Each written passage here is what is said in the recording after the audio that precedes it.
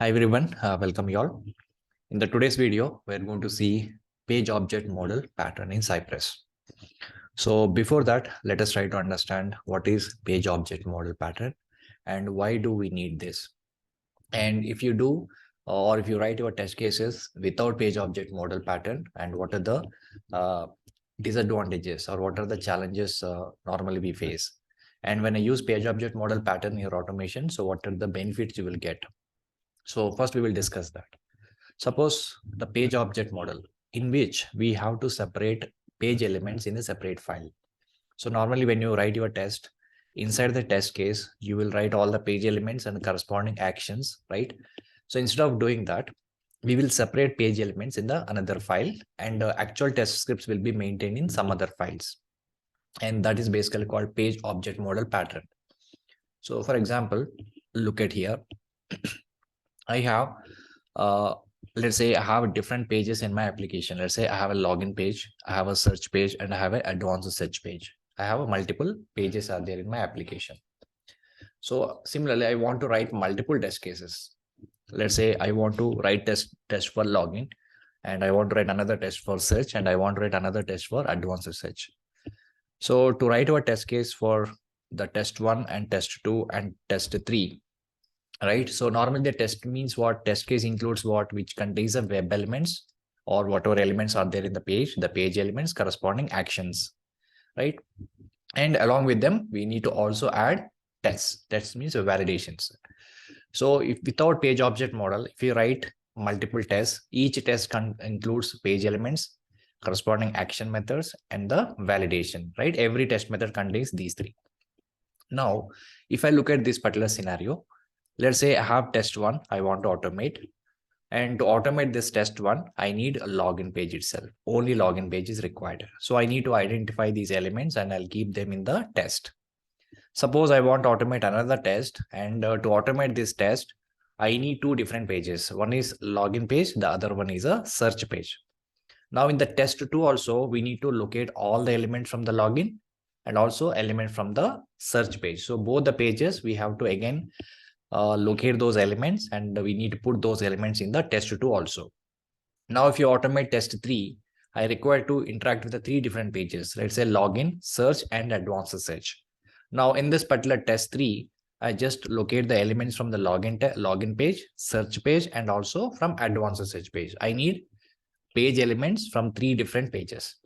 Now, if I look at this approach, login page elements, we are identifying and keeping them in one test here, and test 2 again we are keeping the login elements here, and again login elements are required in the test 3. Similarly, if I look at this search page, these elements are required in the test 2 and also test 3.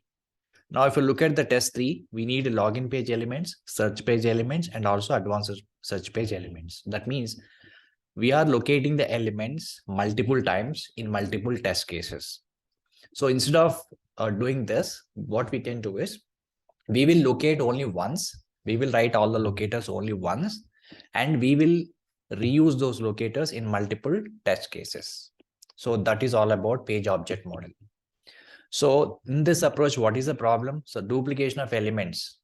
Same elements we are referring in multiple test cases. That is the one problem. The second problem is what? Updation. Suppose tomorrow if there is any change in the locator in the login page, and we need to modify that locator every test. And suppose if you refer this test in 10 test cases, in all 10 test cases, we need to modify the locator. That is another problem. That's the updation problem. So duplication of elements and updating the elements is also another biggest problem if I don't use a page object model pattern. So to overcome this problem, so we have another approach called as page object model pattern. So in the page object model pattern, what we will organize, how we will organize the test, how we will organize the page elements.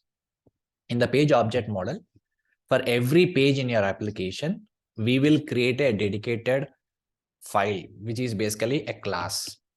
Okay.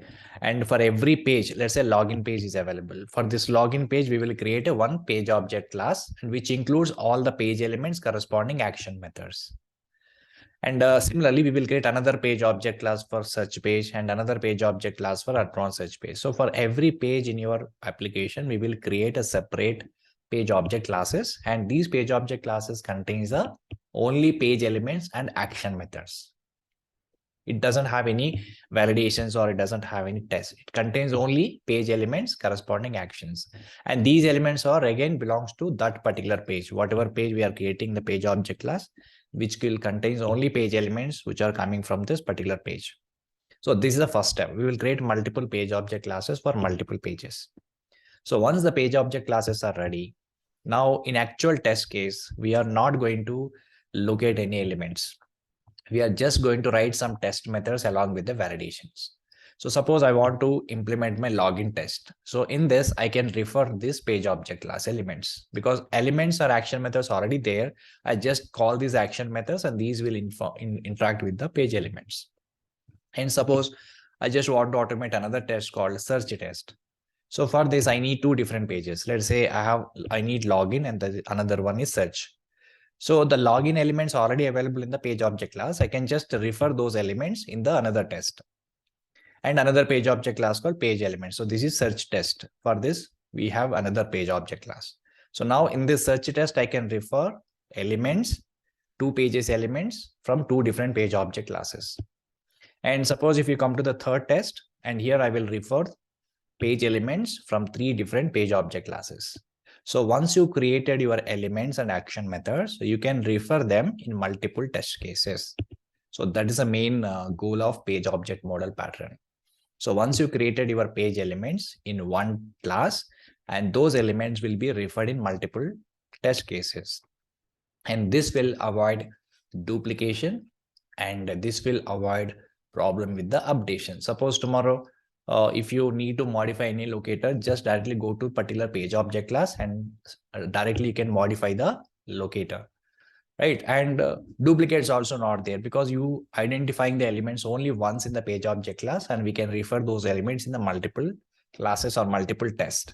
So we can also avoid the duplication, and we can easily update the locators so that whichever locator is not working, and then we can directly go to the particular class, and if we modify here, that will automatically reflect in every test case.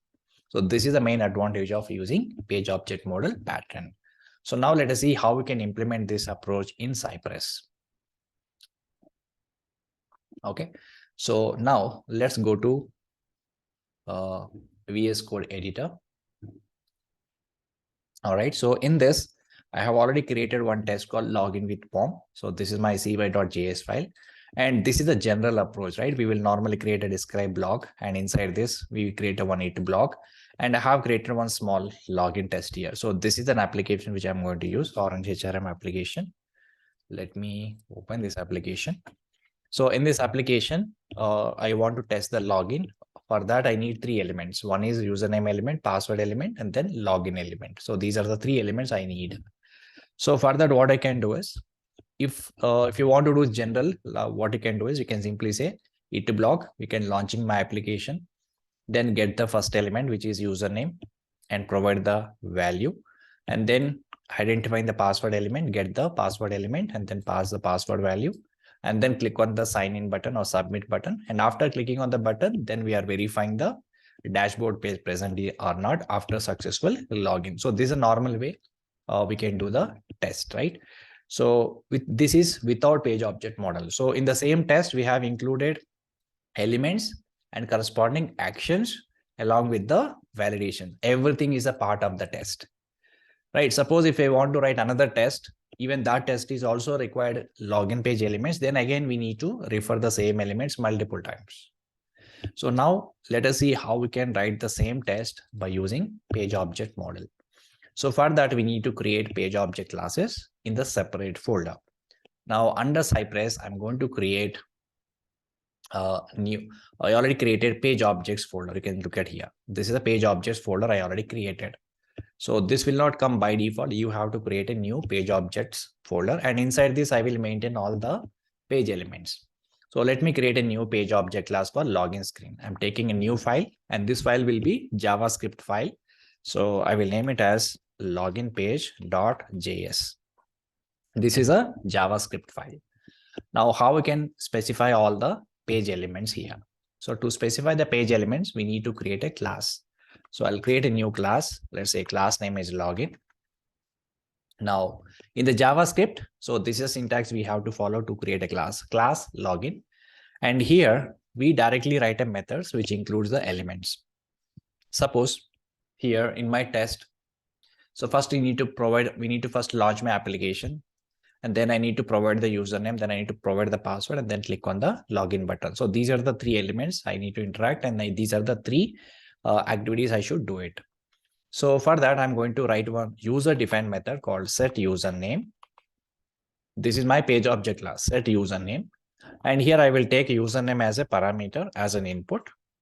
And inside this, I will get that element cy.get and cy.get and inspect this element, username element, and go to the selector hub and take the relative CSS locator. And once you get it, and this is the element, on this element, I will pass the text value type, and whatever username we are passing here as an input, that is a username. I'm again passing into the type method. So this will interact with the element and pass the value. And similarly, suppose I can say one more element which we have, which is password. Inspect this element, take this password, and then provide this locator, password element, and then password. So here we need to write some other method for other elements. So this set username is only one element, right? Set username is nothing but we have to pass a username in the field. Similarly, we have to write multiple methods for multiple web elements. Suppose here I'm creating one more method, and here I'm setting password. I say set password, and here I'm taking password element as a parameter. And this password element we need to pass into the password field. So let's get this locator. And here, this is a locator of password element. And here I'm passing the password. So this is one more method which we created for the password element. Now we need to create one more method for clicking on the submit. I say click submit. And inside this, I'm going to again inspect another element, login element. And this is the login element. Capture this and cy.get and get this element and perform the click action. All right. So this is how we have to interact. So this is my first element, which is username, set password, and click submit. These are the user-defined methods which we need to create. And after clicking on submit, we need to also verify the target page. So for that, I'm creating one more method. I say verify login. Verify login. So here, once you successfully log in, I can say admin and then admin 123. So once you successfully log in, and I can verify this dashboard is present or not. So for that, we need to again capture the locator for this. So I'm already captured the locator. Let me just check whether it is identifying or not. Perfect. Now it is identifying the dashboard element. So now I'm using this locator in my script. So verify login. So here I'll say cy.get, and this is the element, a dot. And here we need to do some validation. Dot should have, inside this I can say have dot text, and that should be dashboard. I can say a dashboard. All right. So this is a validation. So now we have created multiple methods for multiple web elements. So this is the first method for one element, username, password, submit button, and then verify the login. And once you created this class, this is the page object class. So once you created this page object class, now if you want to use this class, we have to export it. Okay. If you want to use this class, we have to export it. So how to export the class in JavaScript? So to export the class, so once the class is completed, at the end of the file, you can write one command called export default and then class name. So this command will export your class. And when you're exporting here, then only you can import this class in another file. Okay. So this is the one way of creating the page object class in JavaScript. There are multiple ways are there. This is the one approach. So now I have created one page object class, and which contains different methods, and these methods will interact with the elements and then perform the actions. And finally, I'm exporting the login. So let me save it. Now I'm going to use this page object class to automate the test. Now again, go back to our test. Now if I look at this, This is my test. This is my actual test. And here, this is my page object class. Now let us try to modify this test. So if I execute this test, normally how it will execute, let me try to run this. Open the terminal and Cypress, npx Cypress open. And this will open my Cypress command window and then start running.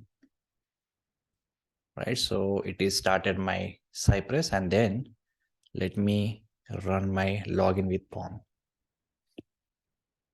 So now my test is started execution. Perfect. Now it is entering admin username, password, and verify the dashboard, and perfectly fine, working fine. So this is a normal way we do it. Now I'm going to use page object model pattern. So let's copy the same code and let me write another it block. And this time I just want to execute only this particular it block. I can say dot only. Now let's see how we can do this using page object class.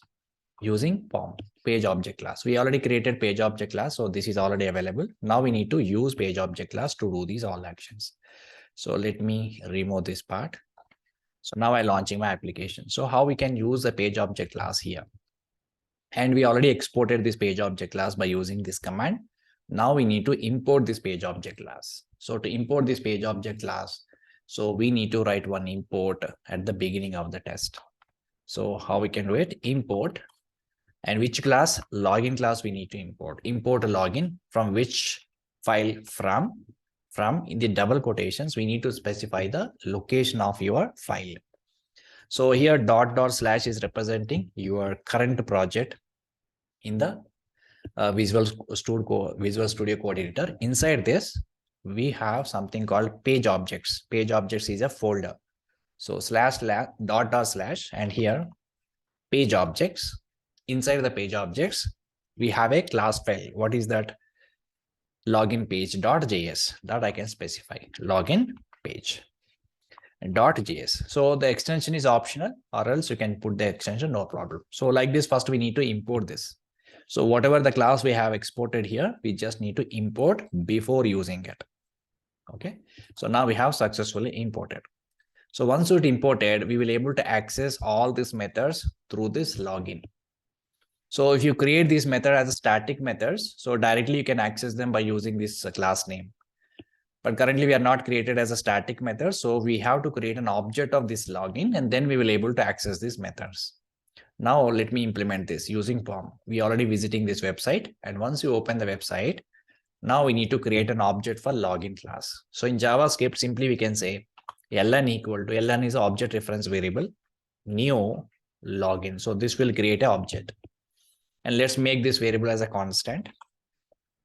And then ln is representing the object reference variable. So through this ln, we will able to call this method from the page object class. Now I can say ln dot set username, directly able to access. Now here I can directly pass the data. I can say admin. And similarly, ln dot set password. And here I can provide the password admin123. ln dot click submit. And once you submit it, then you need to do the verification. ln dot verify login. That's it.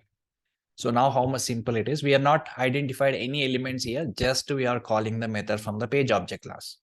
And the page object class methods are invoked. And these page object classes methods will directly interact with the elements. We'll find those elements and it will interact with this. So this is how we can implement the test by using the page object class. This is one approach. So let us try to execute and see whether it is able to working or not. Let's go to the file and save and see the execution now. Now it is trying to launch my page. Yes, now it is entered username and password successfully. And now my test is got passed. Perfectly fine. All right. So now this is one way to create a page object class. Now if you look at this in the page object class, here these elements, right? So in every method, these elements are written multiple times. Suppose, let us assume there are so many elements are there, right? So if you do modification here, for example, if you want to do some modification, so we need to go and check particular method and there we need to do the modification, right? So that is again biggest problem. So to do this, we can put all these elements in one place and we can refer those elements in these action methods. Okay, so how we can do this? Let me create another way of page object class. This is one approach. Now I'm going to create another page object class with a different approach. So first approach is what? For every element, we created one action method. Inside the action method, we have located the element and performed the action directly. So now I'm going to separate those elements. Action methods are different, elements are different. Okay. So now let's create one more page object class, or else let me copy the same page object class. I'll slightly modify this. I'll rename it page of login page 2. Right. So now let us look at this. So instead of repeating these elements multiple methods, we can write all these locators in one place. In the same class, I will create a few variables. Let's say this is the locator which is pointing to what? Username element, username text box element. Let's copy this and keep it here. And this element is what? Username element. So txt, I name it as user name. This is one element. Now I'll capture this one, this element locator, I will keep separately. Now let me remove from here. And what is this element? This element is a password, txt password. So this is a password element. And then this is a submit button element. So take this element and this is a submit button. This is a button, I say btn submit. So this is a button submit element. And we have a label message also. So this is the element we need to capture. Once you successfully log in, we will verify the dashboard label is present or not. So this is another element. Keep this in the double quotations. And this I'm going to store in some other variable. I'll say this is a label LBL message. So like this, first we need to write all the locators which are belongs to login page. Now, once you listed out all the locators, now these locators we are going to refer inside the each and every get method. Okay. So how to refer this variable here? So if I just refer this variable directly in this, instead of get of locator element, you can just refer like this. It is not directly get that element from here. So we have to explicitly say this keyword. This is representing what? This is representing the current class. Now these variables are belongs to the class instance variables. So to refer these variables, we need to use this keyword. So this dot text username is this will return this locator and it will perform the action. Now similarly, instead of writing this locator, simply say this dot txt password. And similarly here, instead of writing the locator, you can simply say this dot LBL message. I think this is a submit button. So btn submit. And finally, instead of writing this locator, you can just remove this and replace with this dot label message. Right. So this is how we have to replace all these locators in every action method. So tomorrow, if there is any change happen, so directly we can come here and do the changes in this elements or locators. Right, this is another way of writing the page object class. Now let us test this. I'm going to save this page object class. Now in our actual test, earlier we referred this page objects login page and we have imported login class. That is our old class. So now we need to import the same login class from which file? Login page 2.js. Previously we imported login class from login page .js. Now we need to import from login page 2.js. Right. So now go to the actual test. Now here, instead of importing login page, simply import login page 2.js. Okay. Now I can save the file and go to the execution and see it will work. Let me just go and execute it. So the double quotation is missing somewhere. Go to login page 2 and here we miss the double quotation.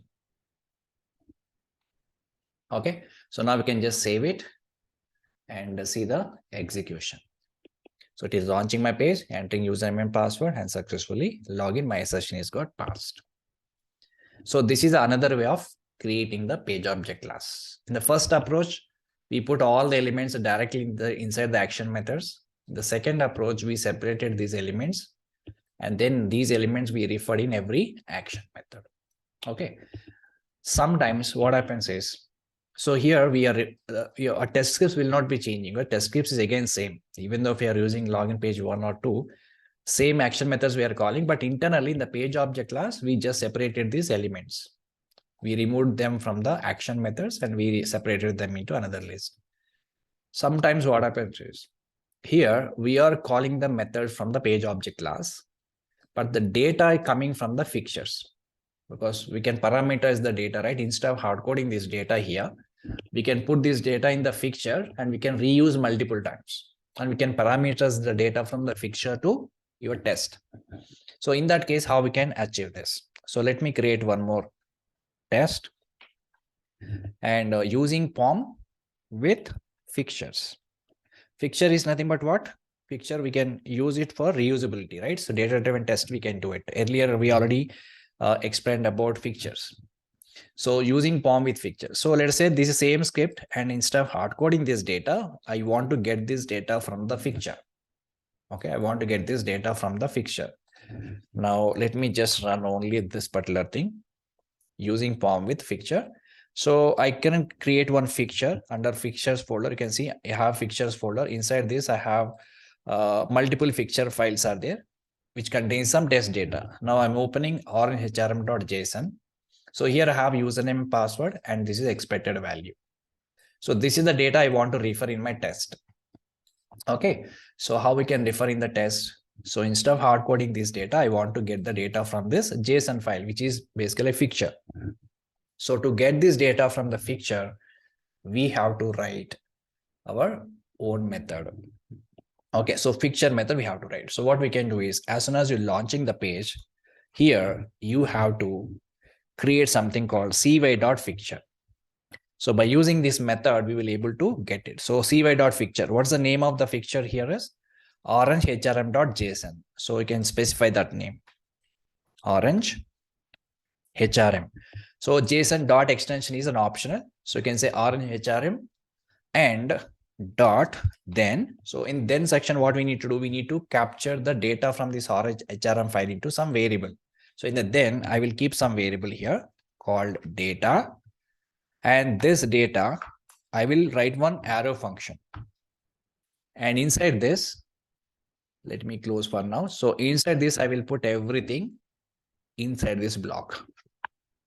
So whatever data which we have in this fixture file, we are getting an entire data into the variable called data.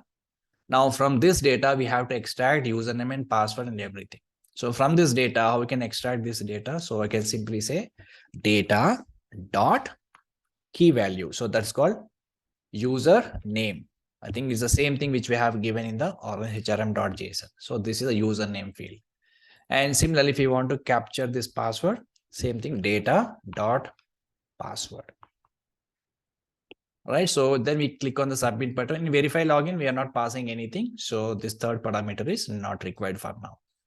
So by using fixture also, we can get the data and we can pass the data into the page object model or page object methods. And this will do the job. Okay, now let us try to execute. So this is a simple example for, we are following the page object model pattern along with the fixture. So from the page object model pattern, we are referring the elements, and from the fixture, we are referring the data. So now let us try to execute this. Go to the file and save and see the execution. Perfect. Now it is entering username and password, successfully login, and my test is passed. My session is got passed. Fine. So this is how we can organize page elements in a separate files, which is basically called as page object model pattern. This is not a framework actually. This is a kind of a pattern in which we will maintain the page elements in a separate file and test scripts in another file. Okay, so what is the main advantage of this? We can achieve the reusability. Once you located the elements, we can reuse the same elements in multiple test scripts. And if there is any modification or updation is there, so we can directly go to that particular page object class, then we can update that particular element. So that's the main advantage of using page object class. Okay, so that's all for this video. In the next video, we'll discuss another concept. Thanks for watching.